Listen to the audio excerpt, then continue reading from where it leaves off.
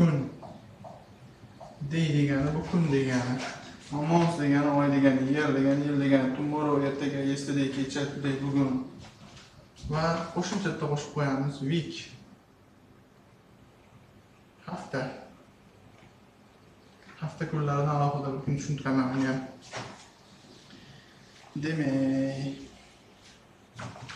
endi sizga va'da qilgan qo'shimcha bonusimizni o'rgatamiz. Demak, uni ham boshlaymiz hozir. Do'stlar yozib olgan bo'lsanglar,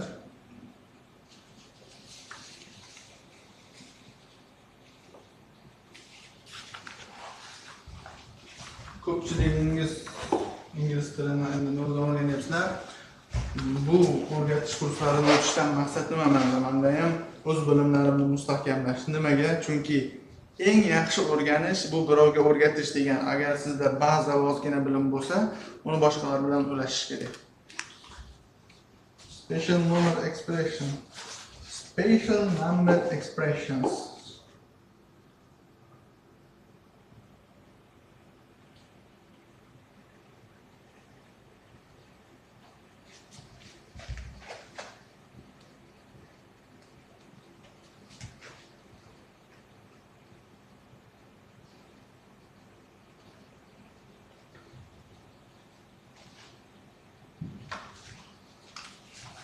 Biron bir narsani bir necha marta sodir bo'lgani haqida biz gapirmoqchi bo'lsak, misol uchun ishlatamiz. Once, twice.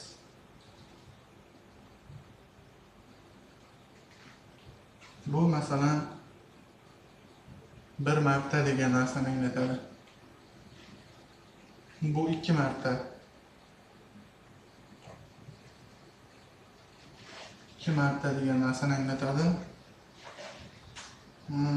Misol keltiramiz bunga. Men called o'tgan zamonda, him unga, once.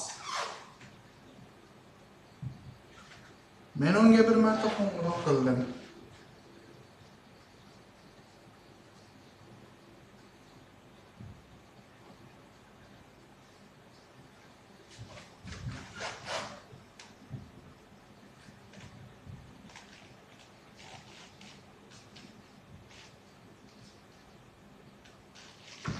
Men unga bir marta qo'ng'iroq qildim.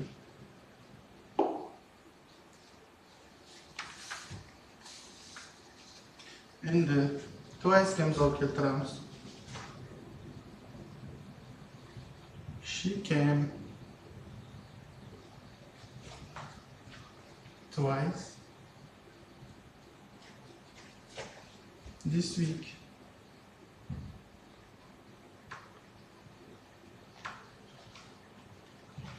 Bu hafta 2 marta keldi deb tarjima qilinadi. Bu hafta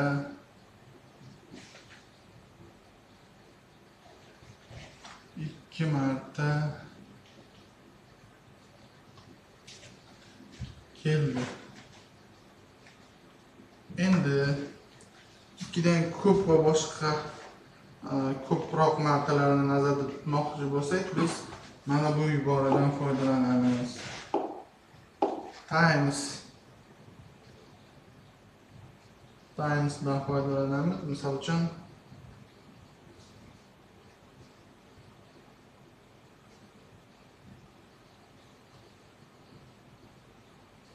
uch marta,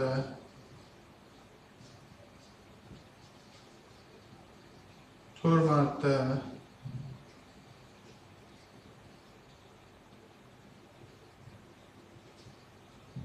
biron nimani 3 marta, 4 marta, 5 marta, 6 marta, 7 marta, 8 marta deganda ham shu times qo'llaymiz. Faqat 1 marta, 2 marta deganda once, twice bo'ladi.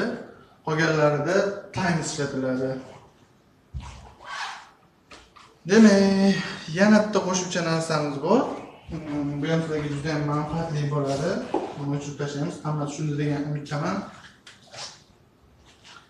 Biron narsani son jihatdan bir necha barobar ko'pligini tushuntirish. Misol uchun double, triple,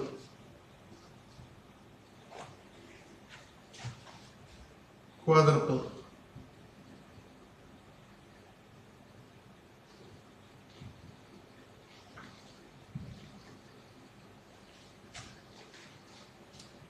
misol uchun double deganda biz biror narsani 2 barobar,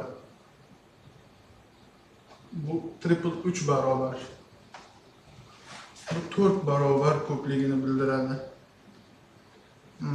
Bu so'zlar odatda sifat yoki fe'llar bilan ishlatiladi. Misol uchun biz choy ichayotganimizda aytishimiz mumkin. I need double sugar.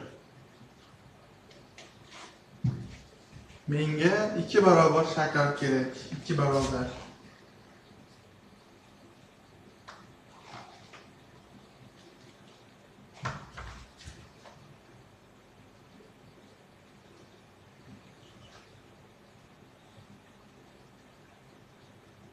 Shakar kerak. Yoki bo'lmasam he gets triple salary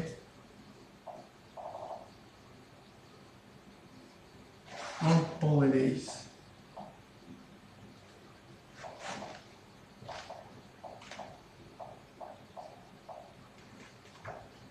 Bayramlarda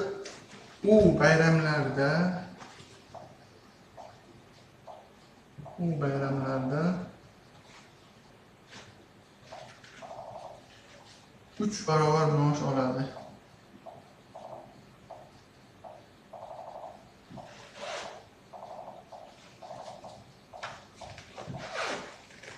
Maosh oladi. Bu bayramlarda 3 barobar maosh oladi. Misol uchun keyingisiga misol keltiramiz.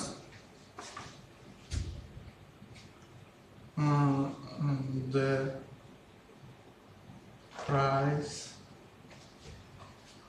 quadrupled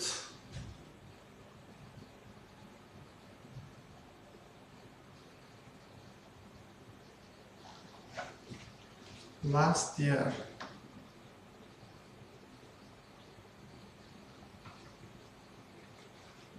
Demek narx o'tgan yili 4 barobar oshdi.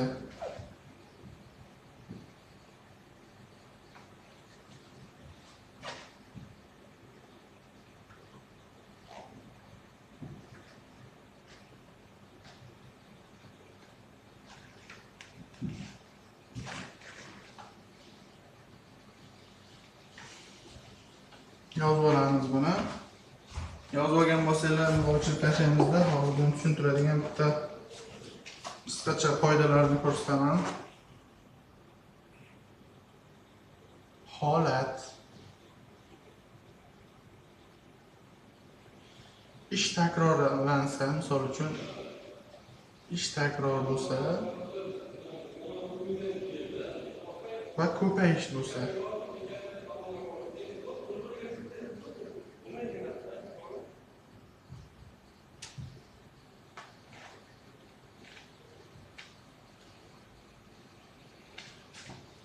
qanday ishlatamiz biz bu joyga?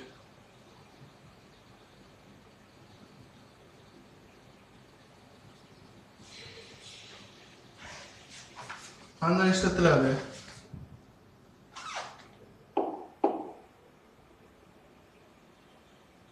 Misol uchun ish takrorlansa biz once,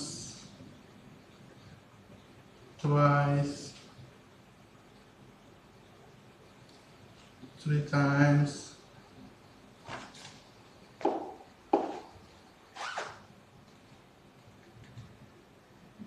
shularni ishlatsak, ko'payadigan bo'lsa nimadir? Bunga double, triple triple, quadruple.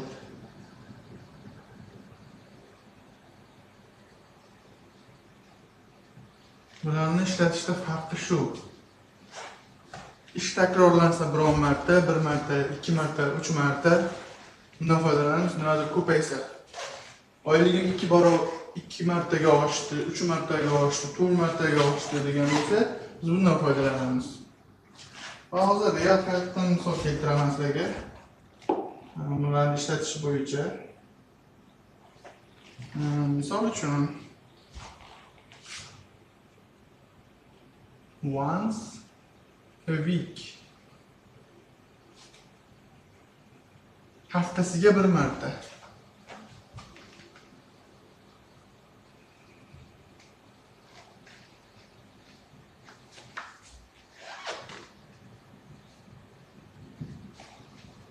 yoki twice a day.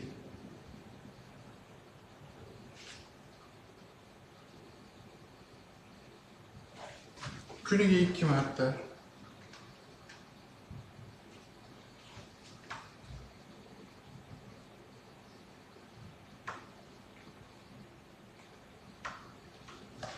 Misol uchun endi o'zgaradi. Double check.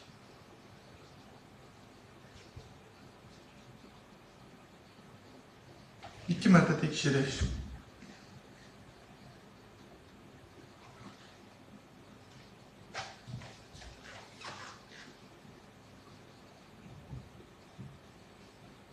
İki marta tekshirish yoki triple jump.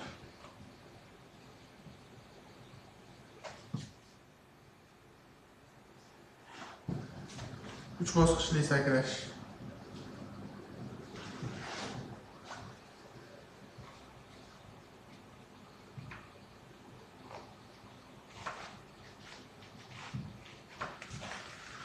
Yoki bo'lmasa misol keltirib aytishimiz mumkin. He earns double compared to me desa, u menga qaraganda 2 barobar ko'p pul topadi deyish mumkin. Yoki I drink tea 2 times a day desangiz, men kuniga 2 marta choy ichaman deyishimiz ham mumkin. Demak, darsimizni uyga vazifa qismiga keldik. Uyga vazifaga sizlarga topshiriq bor. Bugun sizlar sonlar, tartib sonlar, sanalar va yillarni to'g'ri aytishni o'rgandinglar. Uyga vazifa tug'ilgan kuningiz va sanasini kommentariyada yozib qoldiring. Amerikancha uslubda, britancha uslubda, xohlaganingizda bunisi ham yozsangiz bo'ladi. Va 11 dan 21 gacha bo'lgan sonlarni va tartibli sonlarni yodlang. Videoni yoqtirgan bo'lsangiz like tugmasini bosib qo'ying. Va men sizlarga oxirida hozir ekrandan vocabulary chiqadi. Qo'shimcha yodlashingiz kerak bo'lgan vocabularyni ham bittadan chiqarib qo'yaman. Keyingi darslarimizda ko'rishguncha xayr. Videoga yoqqan bo'lsa like bosing, do'stlaringizga ulashing, kanalimizni qo'llab-quvvatlang.